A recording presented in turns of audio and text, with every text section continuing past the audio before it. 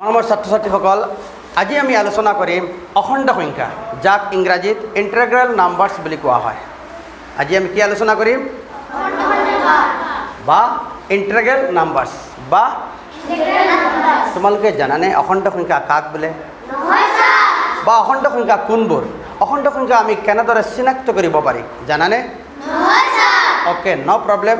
মই আজি তোমালোকক বুজাই দিবলৈ চেষ্টা কৰিম যে অখণ্ড সংখ্যা আচলতে কোনবোৰ বা কেনেদৰে আমি বিচাৰি উলিয়াব পাৰি। সেই হিচাপে চোৱা, মই এডাল ৰেখা অংকন কৰিছোঁ আৰু ৰেখাডালত কেইটামান দাগ চিহ্ন দিছোঁ আৰু একেবাৰে মাজত এটা বিন্দু চিনাক্ত কৰিছোঁ আৰু বিন্দুটোৰ নাম দিছোঁ 0 পইণ্ট। বিন্দুটোৰ নাম কি দিছোঁ? 0 পইণ্ট। অ'কে, এইবাৰ দুজন আহাচোন, আনিছা আৰু তোমাৰ নাম কি আছিল? কি? ৰাহি। ঠিক 0 পইণ্টত মই থিয় হৈ থাকিম।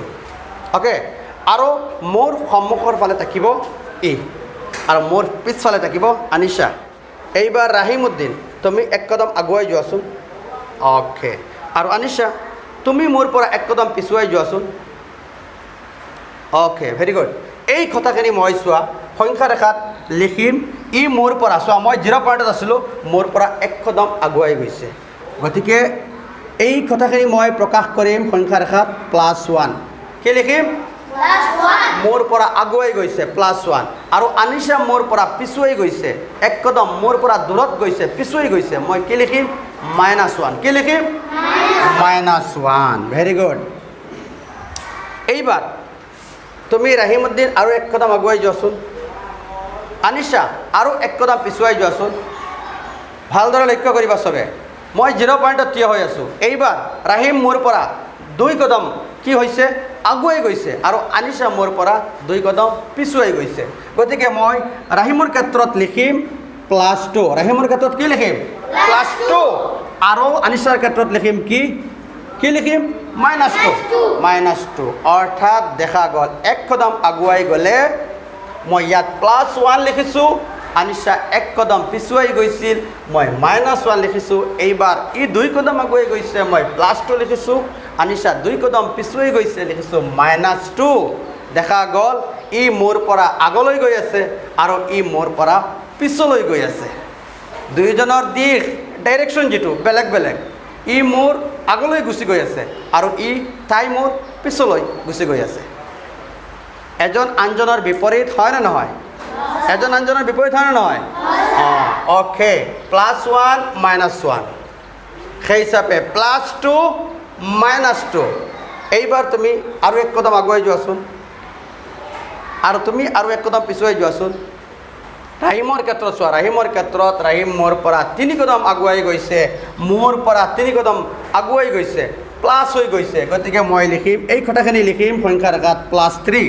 আৰু তাই আনিছা চোৱা মোৰ পৰা 3 কদম পিছুৱাই গৈছে, তাইৰ ক্ষেত্ৰত লিখিম চোৱা -3। বুজি পাইছানে? দেখা গ'ল মোৰ পৰা আগুৱাই গ'লে +3 আৰু মোৰ পৰা পিছুৱাই গ'লে -3। চোৱা, এই বস্তুটোৰ দ্বাৰা এটা কথা স্পষ্ট হৈ পৰিছে যে +3ৰ বিপৰীত সংখ্যাটো হৈছে -3, +1ৰ বিপৰীত সংখ্যাটো হৈছে আৰু +2ৰ বিপৰীত সংখ্যাটো হৈছে -2, কাৰণ ই মোৰ পৰা পূব ফালে গৈ আছে আৰু তাই মোৰ পৰা পশ্চিম ফালে গৈ আছে। তাৰ বিপৰীত ঠাই দুইজন দুইফালে গৈ আছে। হয় নে নহয়? বুজাত অসুবিধা হৈছে নেকি? ভালদৰে মনোযোগ দিবা।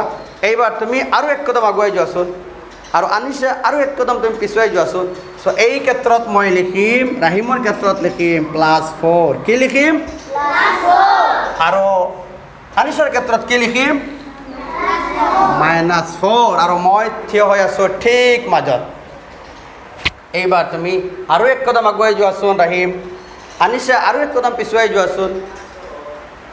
এইবাৰ চোৱা, ৰাহিম মোৰ পৰা 5 কদম আগুৱাই গৈছে। কেই কদম আগুৱাই গৈছে? 5 কদম। গতিকে ইয়াত লিখিম কি? +5। কি লিখিম? আনিছা মোৰ পৰা 5 কদম পিছুৱাই গৈছে। গতিকে আনিছাৰ ক্ষেত্ৰত কি লিখিম? -5। Very good. -5 ক'ব পাৰিছা দেখোন চবে। -5 অৰ্থাৎ +5ৰ বিপৰীত সংখ্যাটো কি হ'ব?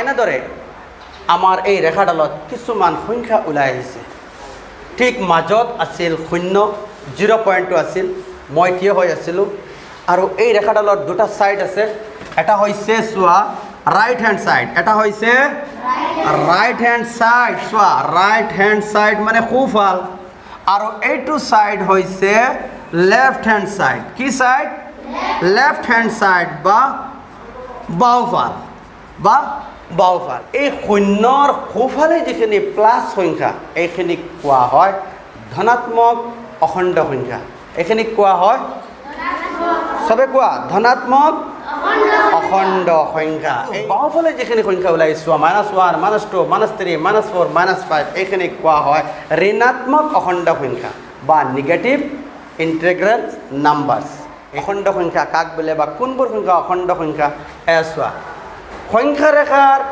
শূন্য সকলো ধনাত্মক সকলো ঋণাত্মক সংখ্যাক একেলগে অখণ্ড সংখ্যা বুলি কোৱা হয় কি সংখ্যা বুলি কোৱা হয় এইবাৰ যদি প্ৰশ্ন কৰোঁ মই শূন্যটো অখণ্ড সংখ্যা হয়নে হয় +1 পূবফালে গৈ থকা বুজালে -1 কোনফালে গৈ থকা বুজাব ভেৰি গুড +2 ধন বুজালে -2 কি বুজাব ঋণ ভেৰি গুড +3 যদি আকাশৰ ফালে বুজায় -3 কোনফালে বুজাব পাতালৰ ফালে বুজাব +5 তোমাৰ হাতত ধৰি লোৱা 5 টকা এটা আছে আৰু -5 মানে কোনোবা এখন দোকানত তোমাৰ 5 টকা ঋণ আছে দেখা গ'ল যে এই ধনাত্মক সংখ্যাখিনি সম্পূৰ্ণ ঋণাত্মক সংখ্যাখিনিৰ বিপৰীত ঠিক মাজত আমাৰ শূন্য আছিল সোঁফালে +1 +2 +3 +4 +5 যিমানেই আগবাঢ়ি যাবা সিমানেই ডাঙৰ সংখ্যা পাই থাকিবা আৰু বাওঁফালে চোৱা যিমানেই তুমি বাওঁফালে যাবা বা পিছুৱাই যাবা সিমানেই তুমি সৰু সংখ্যা পাই থাকিবা অৰ্থাৎ শূন্যতকৈ -1টো সৰু -1তকৈ -2 সৰু -2তকৈ -3 সৰু -3তকৈ -4 সৰু -4তকৈ -5 সৰু যদিও দেখাত এইবোৰ ডাঙৰ সংখ্যা যেন লাগিব কিন্তু এইবোৰৰ ভেলু শূন্যতকৈ কম এইবাৰ যদি প্ৰশ্ন হয় শূন্যতকৈ সৰু 5টা সংখ্যা লিখা কি লিখিবা ভেৰি গুড এই সংখ্যাবোৰ যিমানেই পিছুৱাই যাবা সিমানেই সৰু সংখ্যা পাই থাকিবা আৰু সেই সকলোবোৰ সংখ্যা শূন্যতকৈ সৰু দেখাত ডাঙৰ হ'ব পাৰে অখণ্ড সংখ্যা কোনবোৰ বা অখণ্ড সংখ্যা কাক বোলে বা অখণ্ড সংখ্যা কেনেদৰে বিচাৰি উলিয়াব পাৰি বস্তুখিনি বুজি পাইছানে is it clear okay very good